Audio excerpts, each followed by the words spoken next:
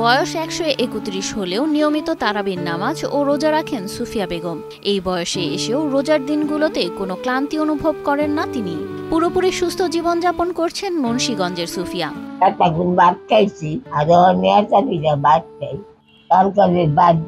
বয়সের ভারে শরীর নুয়ে পড়েছে, কিন্তু মনোবল অটুট। ধর্মীয় অনুশাসন মেনে চলার দৃঢ়তায় যেন সময়ের সঙ্গে যুদ্ধ করে টিকে আছেন তিনি। ওনার সঙ্গে কোনো রোগ নাই, সুস্থ আছে, অনেক ভালো আছে।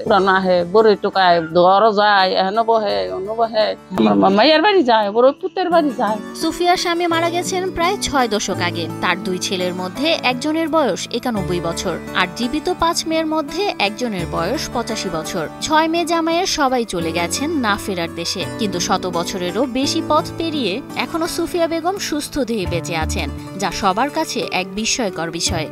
আমার ২ ভাই ৮ বোন, আমার ৩ বোন মারা গেছে, ৫ বোন জীবিত আছে, 2 ভাই আমরা আছি।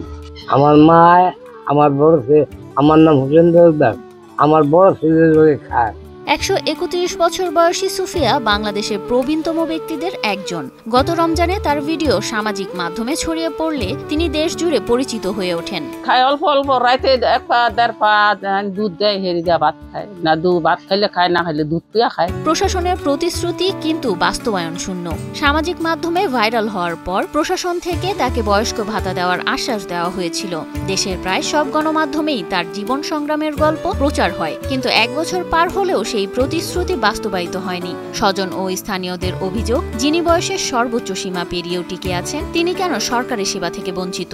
তারা বলছিল তারে বয়স্ক ভাতা কইরা দিব, তারপরে আরো বলছিল যে তার কিছু দায়িত্ব তারা নিবে। জীবনের সব আয়োজন এখানে একসাথে। সুফিয়ার একটি জরাজীর্ণ ঘর যেন এক আক্ষেপ। মুন্সিগঞ্জ সদরের রামপাল ইউনিয়নের উত্তর পানহাটা গ্রামে ছোট্ট একটি টিনের ঘরই তার আশ্রয়। ছেলেসহ স্বজনদের সঙ্গেই তার দিন কাটে, তারাই তাকে যত্নে আগলে রেখেছেন। ওনার খাওয়া লওয়া আলাদা, তবে কি একটা সরকার থেকে পাইলো উন্নত, এই একটা আনন্দ। স্পষ্টভাবে কথা বলতে না পারা সুফিয়ার যেন কোনো অভিযোগ নেই, কিন্তু আক্ষেপ একটাই, এই বয়সেও যদি ভাতা না পান তবে কবে পাবেন। এ প্রশ্নই যেন সবাইকে নীরবে কাঁদিয়ে যায়। জেলা প্রশাসন থেকে একদিনের জন্য খাবার একদিন নিয়ে আসছিল, এরপরে দেখা গেছে অনেক মিডিয়া থেকে আইসা তারা দেখা গেছে, তার পর্যন্তই শেষ। আজকে ১ বছর পর আবার রমজান চলে আসছে, কিন্তু আমরা যেটা জানছি যে এখনো পর্যন্ত তিনি কোনো বয়স্ক ভাতা পাননি, কোনো জনপ্রতিনিধি বা কেউই তার জন্য এই সহযোগিতাগুলো করেনি।